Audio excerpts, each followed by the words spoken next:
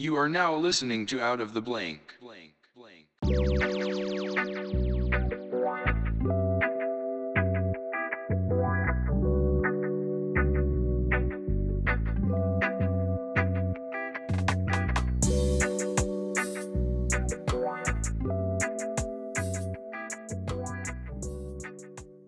Welcome to another episode of Out of the Blank podcast. I'm here with Noel. Roche. We literally just Roche. covered this, and I literally just it slipped right out of my mind. It's a memory span like I have sometimes. It's Roche. It's Roche. Noel, tell me a little bit about yourself and what do you do professionally? There's a lot to say, really. I mean, professionally, I work as a chef. I work as a consultant chef. I work as a private chef. Many different kind of strings to that bow, really. So, but that's what I've done for the last 13 years straight. I had some more experience back in the early 90s, but life gets in the way. But I'm 47 years old. I live in Greece, Athens in Greece at the moment. And I come from an Irish-Scottish family, but I was born in the UK. So I can definitely tell by the accent. There's a little bit of Irish, but that English accent's in there for sure. For sure. I was born there and grew up there, so it's not surprising. So it's a nice place. How did you even become a chef in the first place? I don't know really. I have a real love of food, and I have done all of my life. Not just eating food. I'm not a glutton or something like that. So, but I have a real kind of a relationship, good healthy relationship with food, and I always have. I've always cooked. I kind of learned from my grandparents and my parents along the way there. But it was something that I had always done. I'd always cooked for myself, and I kind of came into the industry quite late. I was in my 30s, I guess my early 30s as such. So I kind of had a life before that, and did many different things before I came to the conclusion this is what I should be doing with my life. So it wasn't something that I fell into. It was something that I made a conscious choice of doing. So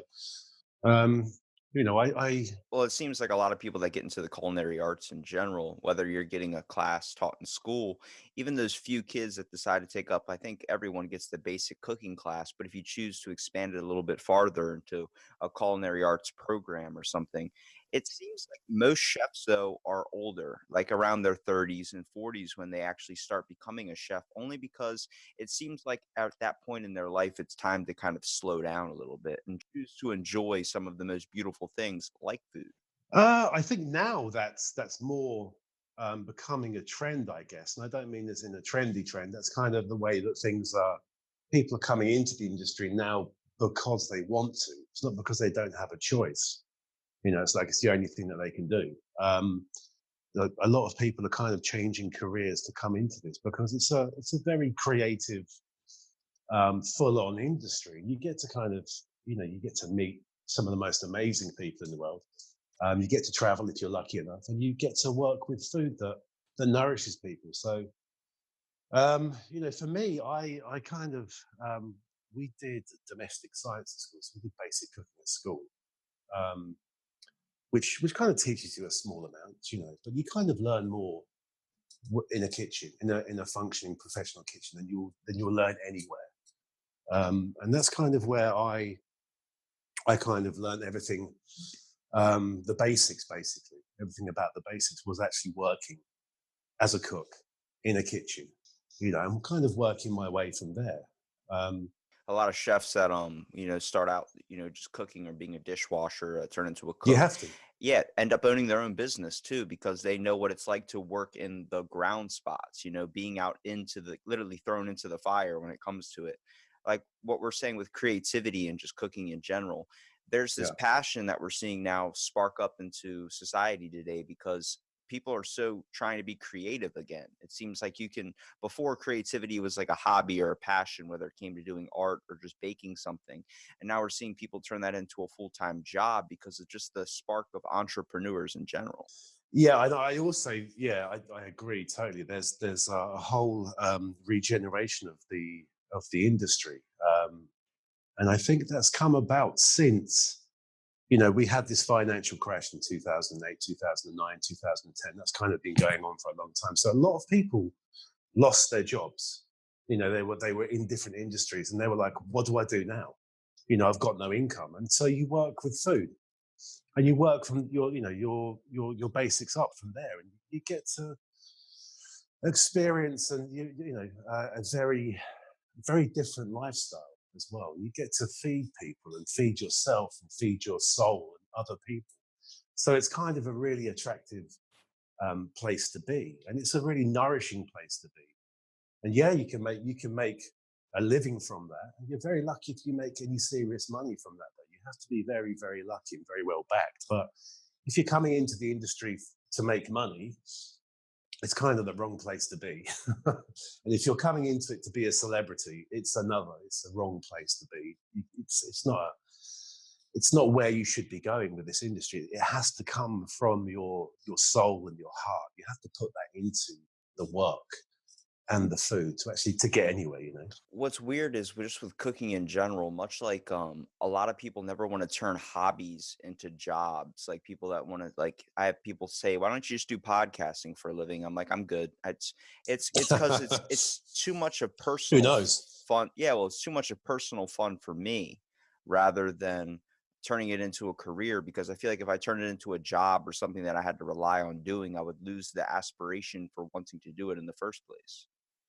Yeah, I think though, you have to be successful at something. You have to. I mean, I'm very lucky. I don't look at my career as such as being a career. I don't look at it as a job. It's something that I love to do.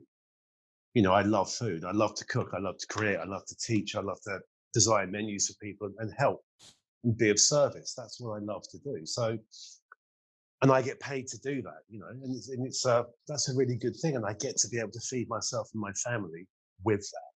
So, and I think you can do that with many different careers in life. You can be very successful at podcasting, and there's plenty of people that do this, or making pottery or blah blah blah. You can do any of these things, and it's a fundamental kind of starting point that you have to have that passion, to be successful at it. And if you have that passion, it's not work. It's not hard work. It's difficult, but it's not work. You're constantly. With cooking though, I do want to say with cooking, like what do you specialize in? Every chef has their own kind of creation that they choose to favor over another. Obviously you got to cook what's ever getting ordered off the menu, but do you specialize in seafood? Are we talking beefs? Are we talking vegetarian? I try to cover as much as I can. So if you look at cuisine across the planet, not to digress or diverse too much, but if you look at cuisine across the planet, there's so many similarities there, and even cooking practices across the planet, but whatever culture that might be, South American, Asian, Native Australian, French, Italian, European, American, Canadian, Eskimo, whatever. There's so many different aspects that are very similar, So for me, I don't really, I wouldn't say I specialize in anything other than trying to gain as much knowledge as I can with everything that I can, and cook what I can, and try new things. I don't want to pigeonhole myself into any box. I think if I do that, that's where it becomes mundane and repetitive. Although it is mundane at times and repetitive at times because it has to be. With food, I think you shouldn't. You can, but for me, I don't want to pigeonhole myself in a specialist. So I will bake. I love seafood. I love to cook seafood, meats, vegetables. Veganism is very big at the moment, and it's quite simple to kind of create dishes with that. I mean, that's kind of basics for me anyway. And I think for a lot of chefs out there, it is basics. They know how to cook a vast array of dishes, but they specialize with a restaurant or a menu. But for me, I think it's kind of more about where the food is coming from. So the whole kind of field to fork aspect of food is very, very important to me. So the seasonal nature of food, where it comes from, the ethics behind all of that, So I think it's easy with just culinary in general, like if you're gonna get a job because you need a job and you go and turn to be a chef or something and cook at a small town restaurant or something, it Yeah, makes it difficult to really, I guess, find the passion if you don't choose to expand it on your own knowledge as well. exactly. Dance a little bit outside of the kitchen, creating your own custom made items and finding out what you like and what could work well. You know, a lot of people that decide to write cookbooks or something only because they just found a bunch of different things that went together and they found they could do it better than the cookbook they were reading. Um, what gets kind of a little bit tricky is when you end up getting stuck, and this is what separates, I would say, actual people that enjoy being a chef to just people that are doing it for a job is Hmm. you can memorize everything that goes into that one dish for a restaurant, but it's not going to mean anything if you just keep making it over and over and over again. You're just going to get used to the routine, the exercise. It might be good when it comes out, it might be the best thing, but if you're not going to expand out, like maybe instead of adding lemon seasoning, I try onion seasoning, or I do something like this, or if you decide to mix it up a little bit in the kitchen, you're going to get a way better result. Well, you have to experiment. You have to develop dishes. You know, you have your basic dishes, and going back to the repetitive nature of things and doing the same thing over and over and over again. That really does give you discipline. You know, as a cook, to be able to do the same thing over and over and over again to the exacting same standard. Your consistency there is what customers want. They want to come back to have the same dish. They love that dish. They come back and have that same dish. You know, that's what they come back for. Um, and to try new things as well. And that's what your specials are for, etc. Blah, blah, blah. But yeah, you have to constantly try new things and develop. You know, you have to be sensible with it though. And you have to think like a customer. For me, this is where you have to think. You have to think like a customer or a client. You have to, that food has to make sense to them. You know, you can go down the avant-garde route, and that's a whole different aspect to cuisine. And it creates a little bit difficulty too in just being a chef in general because of the amount of pressure that gets put on you, not only from the customer, because sadly people, we want food now, we don't want to wait 10, 20 minutes. um Yeah. when that started Well, happening, it's because I think we became disconnected from just the restaurant conversation. I mean, how many times you go into a restaurant, people just expect it to be there, or they'll call in ahead of time to make sure that it's prepared for them. I like the occasional 20, 30 minutes, however long it took, just to be able to get the conversation with my family when I'm sitting down and eating. Half the time now, everybody's on their phone. I'm like, we're missing out on like the actual restaurant experience. well, that's it. You know, it's I mean, there's places for that. There's fast food. If you want fast food, go and get fast food. If that's what you want in life. But you know, restaurants are there as an experience, aren't they? They're there for you to share food, share wine, drinks, and experience, conversation. You know, the kind of to be served. You know, we want that as human beings at time. We want to kind of pay money and be served good food and have that special occasion. You know, it's that's kind of when you think as a customer, that's how you have to think as a chef. You have to think as that customer. Um, but if you want fast food as a customer, go and get fast food. You know, if you want pizza, go and get pizza. Go and get it quickly and get good pizza. Get well made pizza. Get well made pasta. Get it quickly. But you know, there's this whole you know cuisine at restaurant. The restaurant scene is so diverse now that you can go and choose what you like. You know, you can get your fast food. You can get healthy fast food. You can go for a long, drawn out 5 hour experience of a 25 course tasting menu if you want to. You have these options. You have to pay for these things. You pay for what you get at the end of the day because all of these things take man hours, and that's going to be the biggest expense any restaurant has. So, um, What would you say your worst experiences in the kitchen? um, none. They're all, you know, I don't mean this in a kind of cheesy way, but none really. They're all learning opportunities. You know, Well, yeah, well, I mean, like, what's one that you like strictly remember, like, oh shit, like I just burned myself or something that happened to that sort of mean. After all your years of being a chef, I would think at one point you I mean, yeah, I mean, I've cut myself endless times and burnt myself endless times. You know, that's nature, the nature of the job. You kind of learn to do it less. You learn to keep your knives sharp. You know, I think my worst experience in the kitchen has possibly been with other other inexperienced chefs that have been in a position of authority that really kind of shouldn't be.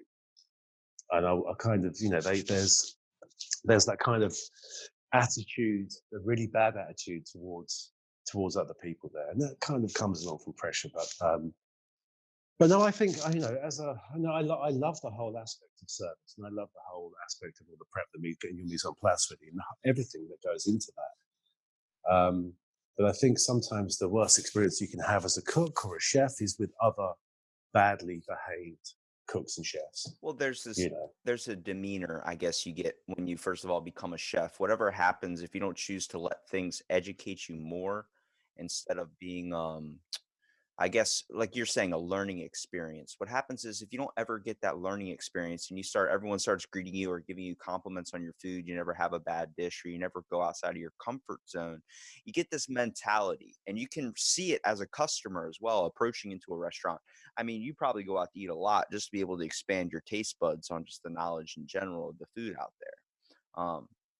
When it comes to cooking, though, dealing with other employees and other chefs of this sort, it becomes a problem when they start acting like, oh, I'm a badass chef. You don't need to tell me how to live my life. Like when you watch Hell's Kitchen, that's a perfect example. Yeah, but that's not real, is it? Well, what I'm That's saying not is, real. though, that It's, mentality that a lot of those chefs have on there, that is the mentality that, like, especially in my local area, there are chefs, there are kids my age, I think they're a master chef and no one can ever teach them different. They're like, oh, it's not about, it's not about whatever. It's how you style the food on the plate. People just care about the look. They don't care about what style over substance. Yeah, I know. There's a lot of that. That's a modern thing as well now. That's there's the style over substance rather than having the flavor, the texture, the the dish as a whole, and then looking fantastic as well. There's the kind of the artistic painting a picture on a plate rather than backing that up. I mean, a lot of plates you see are going to taste fantastic as well because they've got skill and craft behind them. But yeah, I know what you mean. You get a lot of kids watching television and they see the likes of Gordon Ramsay in his younger days shouting and screaming at people because he's under an extreme amount of pressure. They read books and stories of chefs, the French chefs shouting at people way back in the day, really bullying people. And it kind of still goes on to some degree, but it's not the future. That's not how kitchens are going to evolve. The long hours that we do, 16-hour days, 17-hour days, no breaks, standing up constantly, malnourished chefs, it causes a lot of tension. And these are the things that need to change to kind of change people's attitudes towards working as a cook and being a chef, being able to kind of lead a kitchen. All of these attitudes need to kind of change and kind of come back down a few notches to a level that is more manageable for everybody, the amount of depression and mental illness that occurs within kitchens is phenomenal, and it's not addressed, it's just not addressed. That's a very interesting point I do want to address because I don't think anybody really realizes the amount of pressure that a chef has. First of all, if you want to talk about anxiety from trying to get an order out, then everybody on your ass basically. And if you fall behind, then the whole kitchen falls behind, throws off the whole equilibrium of the kitchen in general. But when it comes to the fact is, working in a kitchen or in a restaurant business as general is just one of the most difficult jobs out there because first of all, you're trying to create something. You have people reaching over you constantly. It's not a very good environment when you're trying to focus on your work in general. Everybody else has their own things going on. There's a bunch of other things you have to worry about when it comes into environmental factors, such as a stove being turned on, such as, the list goes on. But the amount of pressure too. Now, if it's a hot summer day outside, maybe let's say it's 96 degrees out, it's going to be twice as hot in that kitchen. Next thing you know, you got people heating up and you got people screaming at each other. It's always hot. Depending where you are, it's always hot. I mean, I've worked the line, for many years, and I've been stuck on a stove for 6-7 hours at a time. And if you take the air temperature around that stove, you're looking like 55 degrees. You're sweating constantly. You're drinking water constantly. It's not, and you have to. You're losing weight constantly. believe me. Yet you're tasting, pushing that dish forward. Um, it's hugely stressful, and it takes a lot of energy and passion to get through that. With your sanity intact, and that kind of pressure though does come from the top down. You know, um, Even from the restaurant owners that want specific menus and a specific amount of items. Sometimes, and a lot of the time, an unmanageable amount of items on their menus. Um, that pressure to get those dishes out constantly, have them ready constantly in a certain amount of time.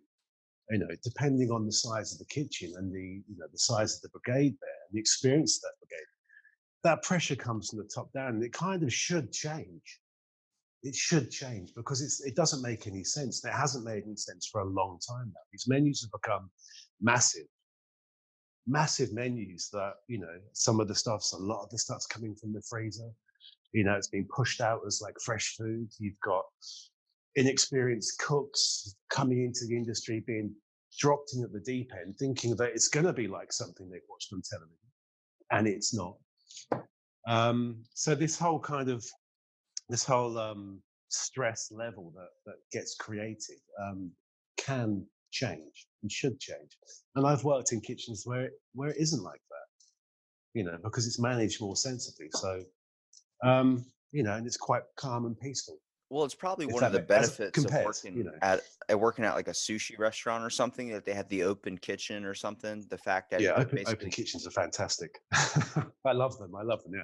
I have to say the favor to it. I know a lot of people like, I don't want pressure of people watching me, and that's why a lot of people like the closed off kitchen idea, but it's a different feel too. Not only just watching your food get made in front of you, but the reason I say the stress level is so high in the kitchen is because I remember I worked in a building that had a restaurant attached to the side of it, and we had to go through the restaurant to take the trash out. So it's like 90 something degrees outside. It's hot as hell. I'm walking to the back of the kitchen to throw some trash out, and I'm hearing people scream at each other and yell at each other. I walk in there and guys are on top of each other moving around like, I need this order out, I need this order out. And it is like 500 fucking degrees in there. I'm like, Yeah, holy yeah, yeah. shit. Like, if anybody can relate to that, it's like, imagine being out in the hottest summer heat you've ever experienced and then wearing a giant winter jacket and then trying to breathe in that. And it's made of wool. Yeah, and I mean, you've got it's even it's kind of like being stuck in a desert sometimes. A very wet, moist desert that's hot, and you have lots to do, and you're dehydrated constantly. At that time when it's like that, and you've got to concentrate. You've got to concentrate on what you're doing, maneuver, communicate with other people, and it's very loud. So you have to shout. You have to do these things. So a lot of the time you'll hear loads of noise, but it's just communication, that necessary communication. What I'm talking about earlier is that there are other aspects to that: the bullying, the screaming, the literally belittling of someone because they've made a mistake. Hell, we all make mistakes. The chefs on the pass make mistakes. Who screams at them? No one. They scream at other people. Blah blah blah. So that's kind of what I'm saying, that these things should change and have to change because the industry worldwide now is suffering because of this. There's a huge shortage. Yeah, it's a huge shortage of cooks and chefs across the planet. Here in Greece, there's loads.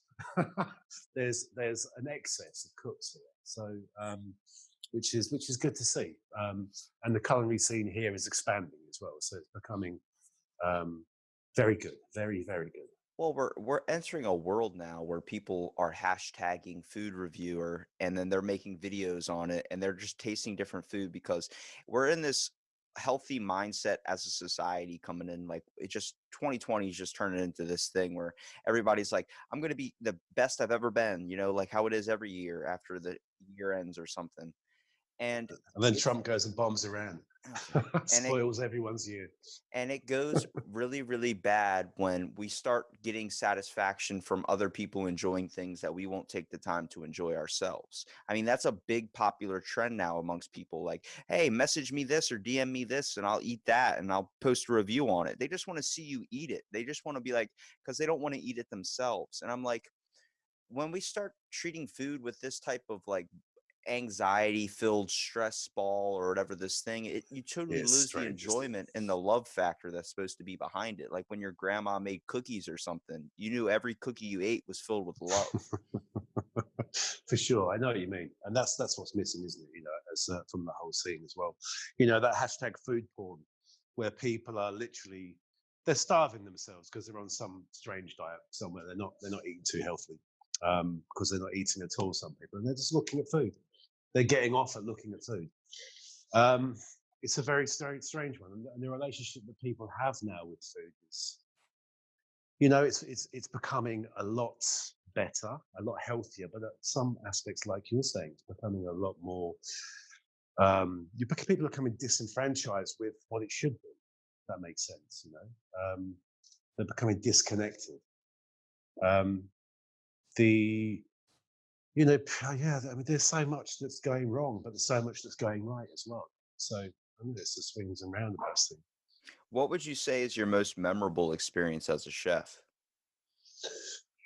My most memorable experience as a chef, I think it's there's a couple of very memorable experiences, and they're literally customers, speaking to customers. Um, I had one customer when I was working in Brighton and Hove in the UK, and her two sons came to the restaurant, and I can't remember what they had now. I think she had a risotto, an asparagus risotto or something. And I was called down from the kitchen to the table after they'd finished their meal, and the son of this lady said to me, I really want to thank you for the meal. It was fantastic. My mother here has had stomach cancer, liver cancer, and she's been in remission now for 6 months and hasn't had an appetite. And this is the nicest food that she's eaten ever. And they came back to the restaurant, kept coming back to the restaurant to eat because this food gave her appetite back. Now, for me, that's brilliant. That's one of the nicest experience I could ever have as a cook and a chef, to be able to create that food and get that feedback. Now, the most memorable thing that I can think of, I'm no chef or anything, but my just experience in general in the restaurant industry. Me and my grandparents would always go out to eat. And of course, my brother's older than me, so he would always pick the place we're going to eat. So I could be like, hey, let's go to Fridays. And like, no, we're going to Applebee's. I'm like, okay. I'm just kind of along for the ride. We Yeah. would always go to this one Applebee's about maybe 35 minutes away from where they lived. And we would only go in there and eat when John is there. Only John. Okay. And I was like, why do Okay. like, he's not here. He's off all week. Let's go. I want to eat. I want my nachos, this type of thing. Okay. And the weirdest thing about it was, though, the fact that, like, man, they were so religiously wanting to get John every time. They would always call him from the back of the kitchen. And finally, those experiences, though, that we got from just being able to sit down, enjoy a meal that was made by John, the whole family aspect behind it too. We didn't care how long the wait was. We enjoyed it Sure. because they'd call like, hey, can we speak to John for a minute? John would come up. He knew all of us. He knew exactly what we wanted. Sometimes he would be our waiter. He would walk up, be like, I already know what you want, Robbie. You want a Mountain Dew? You want chicken tenders and fries? And pop over to somebody else to go, I already know what you want. And then my grandma, she always loves Miller Lite. And he'd be like, and I already got you a Miller Lite. Like, walk over to the table with it before she even asked. Sure. That's fantastic service, isn't it? That's what a lot of people go for as well. And it has to be that whole package. What is Applebee's? I've not heard of Applebee's. Excuse my ignorance. You've never No, heard of Applebee's? no, Okay, no. so Outback Steakhouse? I've heard of it. Yeah, I've heard of it. I mean, I've not been to the States yet. I've been to Canada, but I've not been to the States. So It's um, it's like an Outback, or it's like it's like a middle class restaurant. It's nothing super okay. huge, but they got like 2 Uh-huh. for $20 meals. It's like a place if you're gonna take your kids or something, like not an expensive ass restaurant, but something affordable. Okay, I've got you. I know what you mean. Like a TGI Fridays, like one of those It's places. literally exactly like a TGI Same. Fridays. Okay, yeah. We've got them here. We've got them in the UK as well. Okay. So I mean, service is a huge aspect of it as well. Of why the whole experience that the customers have in restaurants, and even working as a private chef for people in their homes. It's that familiarity, that friendly nature, that comfortable feeling that people get. That's what the food can be of a mediocre standard. Obviously, as a private chef, you want it to be very good. But you go to a restaurant like you're saying, Applebee's, Fridays. It's a middle of the road food. It's not fantastic. It is what it is. But it's comfortable, and it's you have that service aspect there that's familiar, friendly, warm, and welcoming. It goes a long way. It goes a hell of a long way to get repeat custom. To have people returning, to making people's day when they're experiencing in your company, in your restaurant, in your business. That's it's it does get missed a lot these days, though.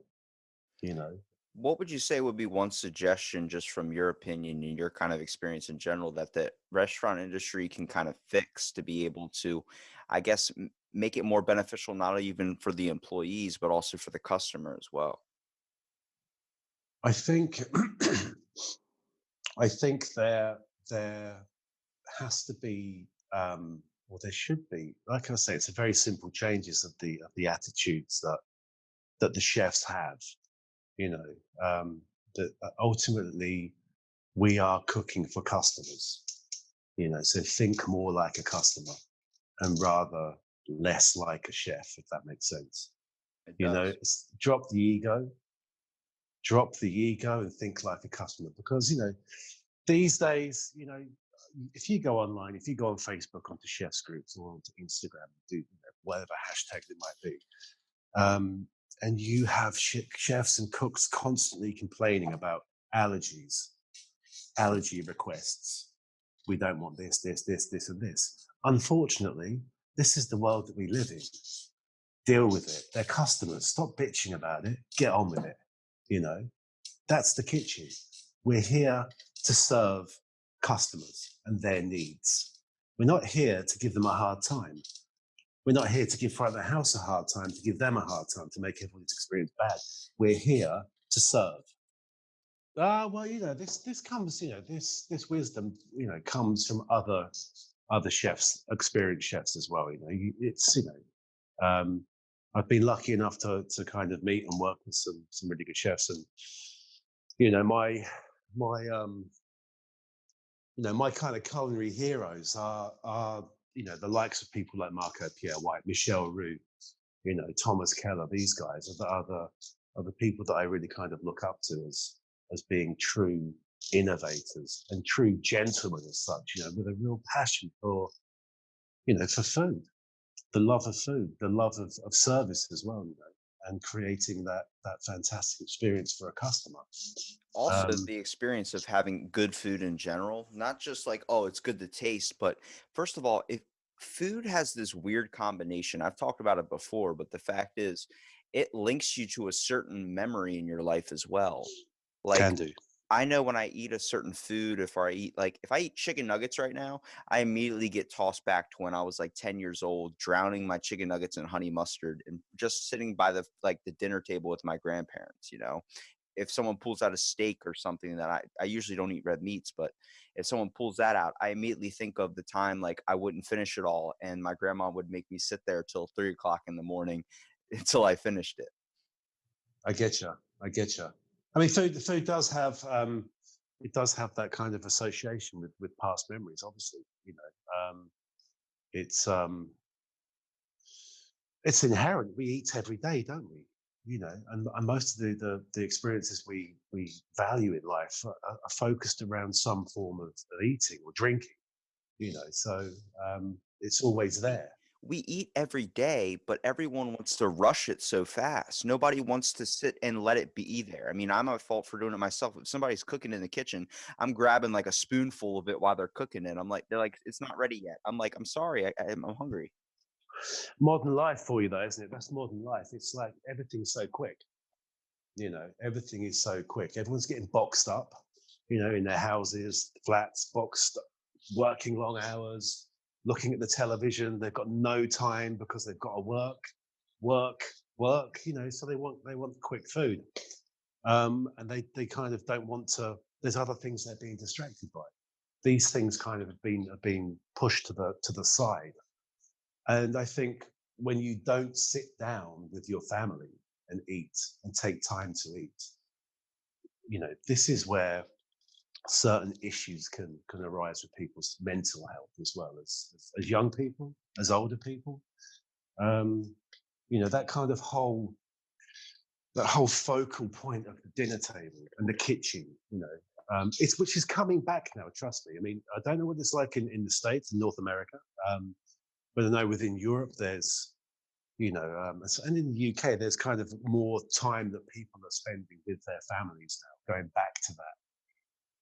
Yeah, it's creating more of a reliance in communication again. I mean, how many times you come home after a stressful day and just walk upstairs? That's common here in North America. I mean, the whole fact is nobody handles their problems from their day anymore. They don't ever want to talk about it, or even it's immediately go upstairs, watch Netflix, or go do something, or get out of the kitchen. But if you sit down and take maybe like 5, 15 minutes to sit there and have a meal with somebody, you find that you end up sitting there a lot longer. Of course, and if you can kind of cook together as well. I mean, if you can cook together as a family, even if it's once a week on a Sunday, a Saturday, whatever it might be, then that in itself creates and reinforces that family bond. And this is where food is universally amazing. Excuse the cheesiness of that, but it's universally amazing because there's so many things that it acts as a catalyst for. The cooking, the eating. If you're visiting a farm or a farm shop or going to pick your own, whatever it might be, the things that have been lost in certain countries and certain societies. This is where it kind of has this ability to unify people. But going back to what you were saying about coming home from work as well, and or coming home from school, work, and going upstairs and watching Netflix, or going on Facebook or whatever, Instagram, whatever it might be. You have to be able to listen to somebody if they want to talk as well, and that's one thing that is missing as well now. Nobody has the time to listen because they're so wrapped up in their own issues. They don't want to listen to anybody else's. Weirdly, we're doing this on a podcast when people are going to be listening to this, so that's kind of a good thing. So, but it takes two to tango, doesn't it? So That's the whole thing. It's just the factor of time. I mean, the reason why food can become like an addiction, it can be an emotional fix, is because of the feeling and the effects that go in our brain after we consume it as well. But a lot of the times, it starts off when you're a kid too. All the memories of sitting down and enjoying meals with your family. Whether whatever scenario you're in, you start to adapt this mindset that every time you eat like that, it brings you back to that point. You get this yeah, thing about it, and we're yeah, turning it into this thing now where it's about not even what it tastes like anymore. It's about, oh, it's food, shove it down the throat, get out the door.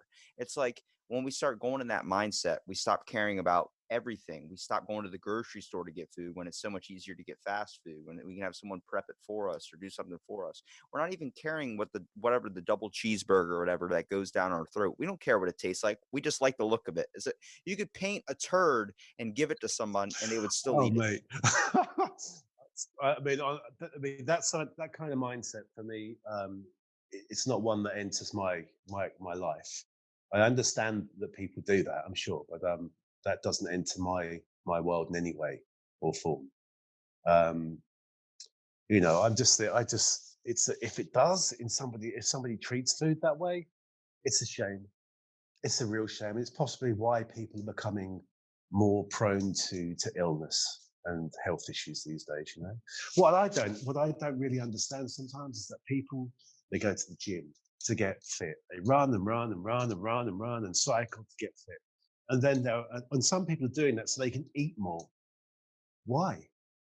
Well, I don't get that. You want to stuff your face more to run it off? Hey, It's I'm a gym freak and I'm a very picky eater, but you bet your ass that once I found out that oregano, if you dump that on any salad, you can make it yeah. taste like Domino's pizza crust. You bet your ass I'm Is that buying a good thing? loads and loads of oregano. Dude, I stock that shit up every time I go to the supermarket. Oh, mate, it's very nutritious as well. Oregano is very nutritious as well, so, along with parsley. Weirdly, parsley is one of the most nutritious plants out there. And cumin. That makes it taste like Taco Cumin. Bell for some reason. Cumin, ground coriander.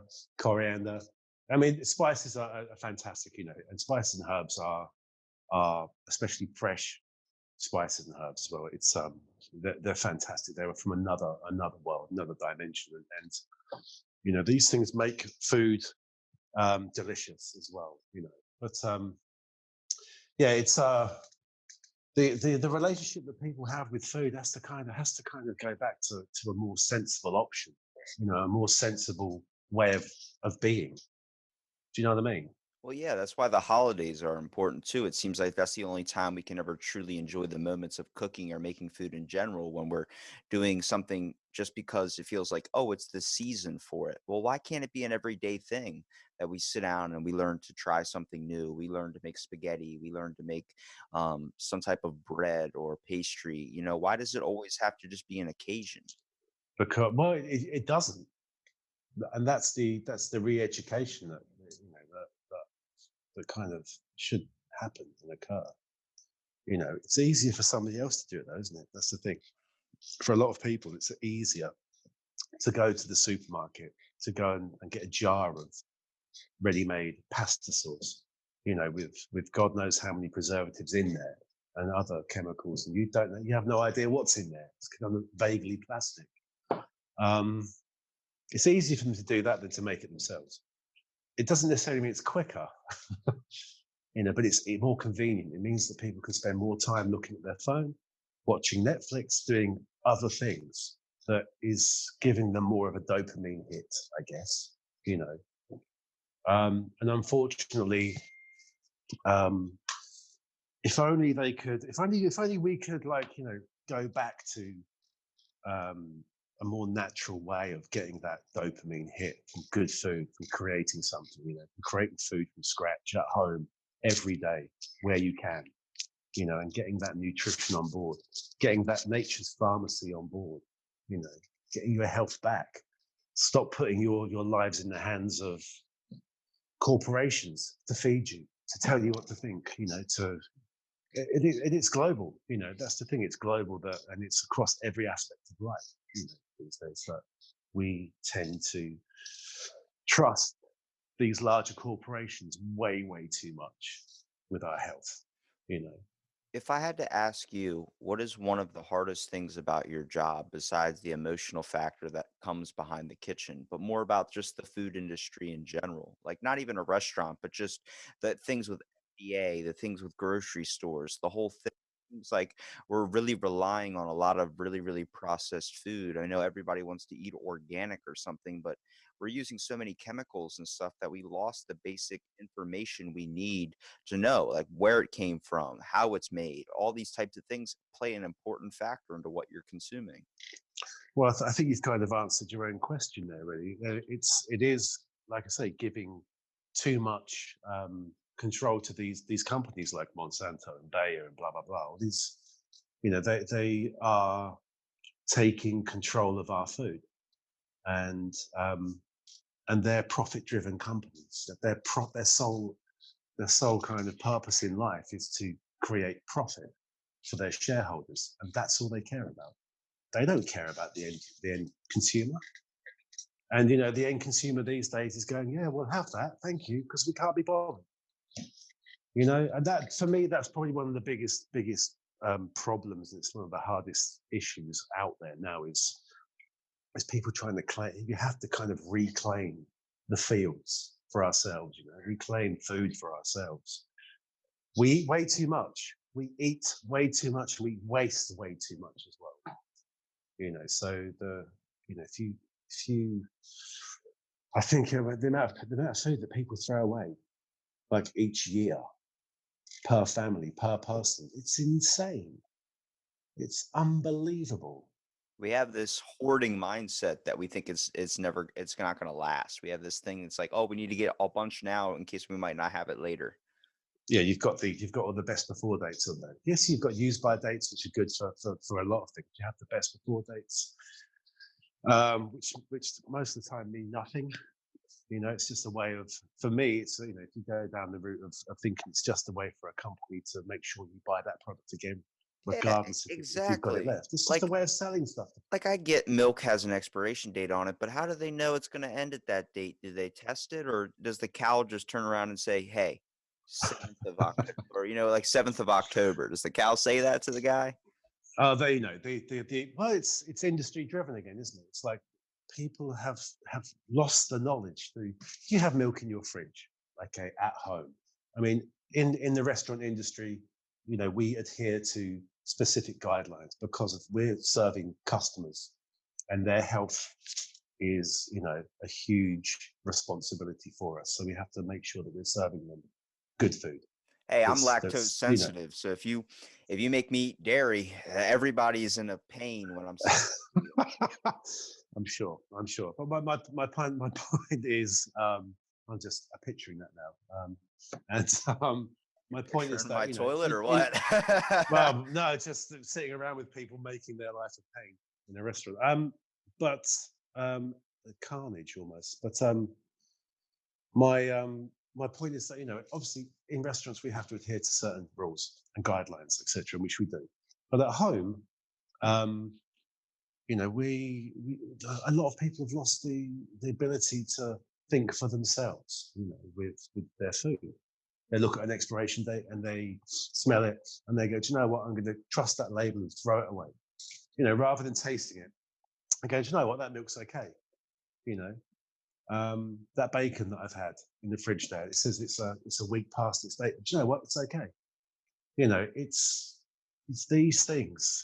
The apples that we have, the bread that we have. It goes across everything. There's these things are guidelines. I'm sure that health and safety somewhere in the world is put down to literally idiot proof everything. Like if you leave this carton of milk out on the side outside of your refrigerator for a week, don't drink it. You're telling me So don't drink the milk that basically turned into cheese? well, it's cheese, yogurt, whatever. But do you know what I mean? It's kind of that's where this kind of labeling, I think, kind of comes from. But you kind of have to have the ability to regain that kind of knowledge for yourself and the confidence that you can make that choice and drink that milk as a metaphor. For other foods in your fridge, you can drink that milk. It's okay. It's not going to kill you. In fact, there's nothing wrong with it. And especially Um, expanding your own taste as well. I mean, I'm not talking about drinking expired milk, but when you go to the grocery store, instead of buying what you know tastes good, like the things that you're always constantly having, why don't you expand your knowledge? Figure out what the hell is a grapefruit? What does it taste like? Oh, it tastes like acid. Don't eat it. you're eating the wrong grapefruits, I think. The grapefruits are way too sour. I can't handle those things. Mainly because they're not ripe. A lot of fruit comes off the trees and the plants, way too early. Look at tomatoes. Tomatoes are a prime example. If you're lucky enough to live in Greece here or Italy or somewhere or Spain where there's fantastic tomatoes in season, you get the most amazing tomatoes. But if you're wanting tomatoes, that have come off of a vine when they're yellow or orange, or green at some place, and then being artificially ripened in transit, with the use of things like ethylene, etc., blah blah blah. You're going to get a terrible tomato, and the same with grapefruits and lemons, etc.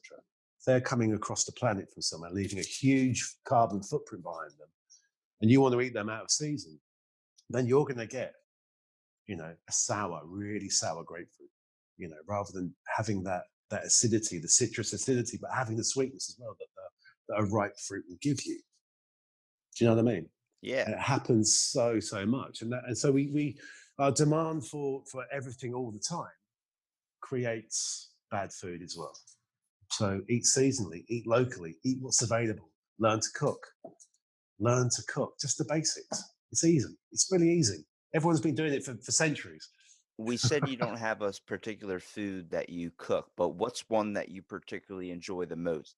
Everyone's got one. Don't be modest. Everyone's got a food that they really, really enjoy that they would want over anything, like your last meal.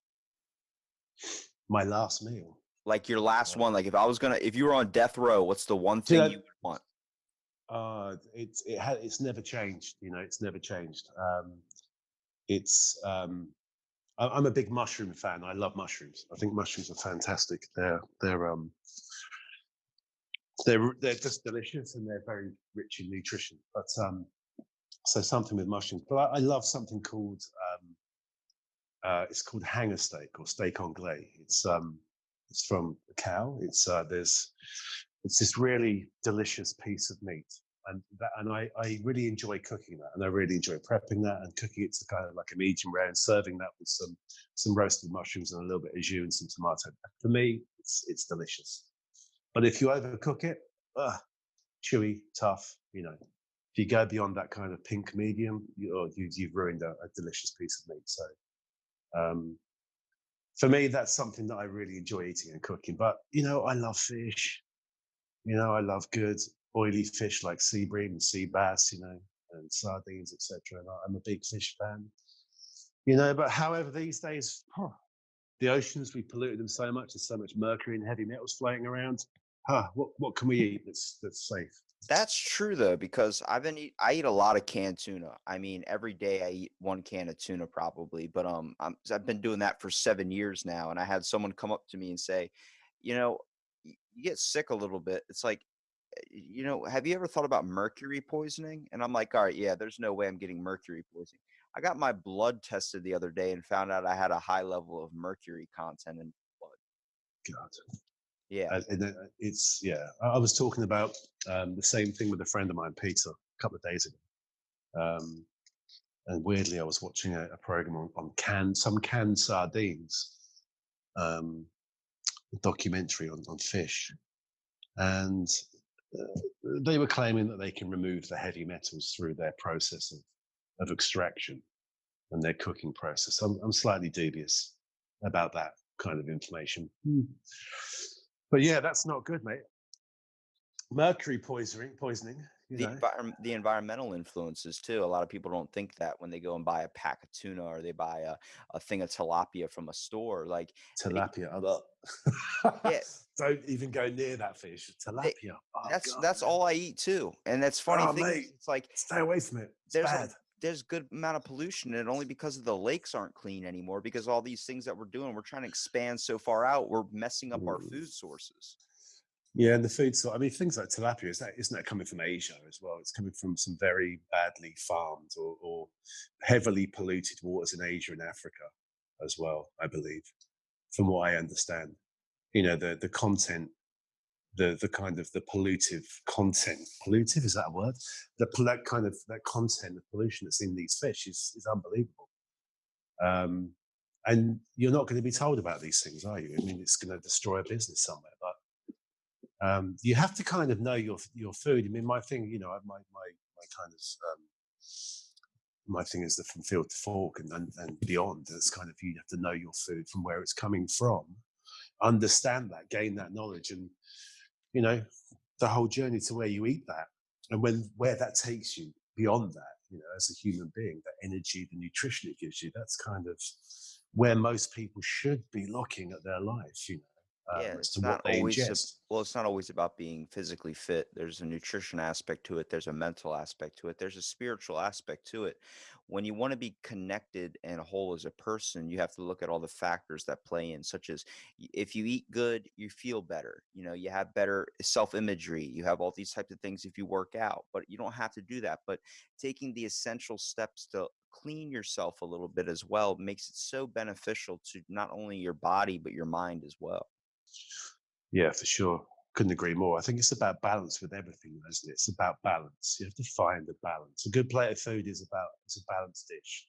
You have a balance on that. And life should be the same thing. And living your life should be the same way. You should eat well, eat healthily. It doesn't have to be expensive food, just good food. Exercise in moderation. You don't have to go overboard. There's no need for it. If you're eating healthily, you're going to be taking on board this amazing amount of nutrition. Your body's immune system is going to be able to fight off most things. There's going to be a lessening in your susceptibility to things like cancer, etc. That's going to help you. You're going to use food as nature's pharmacy. that's how it should be. It's You why know, your doctor suggests like, hey, stop eating all that sugar. You're gonna get diabetes, and they're just exactly, like, oh, it's not gonna happen to me. But like, you see your foot? You like that foot? You want to keep that foot? Yeah, start eating a little bit better. exactly. You know, and it's food. If you look at certain cultures that use lots of spice, they have low levels of diabetes or zero levels of diabetes. You know, it's and you go to Indian culture and some Asian cultures where there was no dairy. You know, in some Asian cultures, Chinese food, there was no dairy at one point. You know, people weren't obese. There was no sugar coming through, no kind of Coca-Cola, blah blah blah. And obviously now that those corporations have kind of got into these countries, you're seeing this level of obesity rise. You know, the diabetes rise with a very poor sugar-laden diet, and it's sugars that are hidden. You know, it's unbelievable to realize how much sugar is in a small bottle of Coca-Cola. It's insane. You know, I wouldn't put that stuff. You know, we clean things with Coca-Cola. You can clean things with Coca-Cola. It makes a very good cleaning agent. Would you want to drink that? There was a woman that was pouring Coke on her skin to help her tan, and got skin cancer from it. Like it was just her skin is permanently stained brown. You Good laugh, God. but Well, I'm laughing. Why would you do that? Why would you it's pour that's what I'm Coca-Cola on your saying. skin brown? We have this mindset about us where we have to care about judgment and care about all these things and looks and all this stuff. It's like you're truly missing out on like factors of, first of all, being health conscious about not only what you're consuming, but don't fucking pour Coke on your skin. What's wrong with you? What the fuck? What She the wanted fuck that is that orange skin like Jersey Shore and ended up getting about? stained brown. And it's not even all of I'm it sorry. either. Like, Like, I'm really. It's really, really bad. She got cancer from that. look, I'm imagine not you're laughing. putting sunscreen on you and you miss a spot and that spot burns. She's rubbing Coke on herself. She has areas that are just still white, like her actual skin color, but she has stained brown everywhere else. She looks like she's covered in spots. Good God. Where Good it's God. What we're the living hell? in a What the? strange time.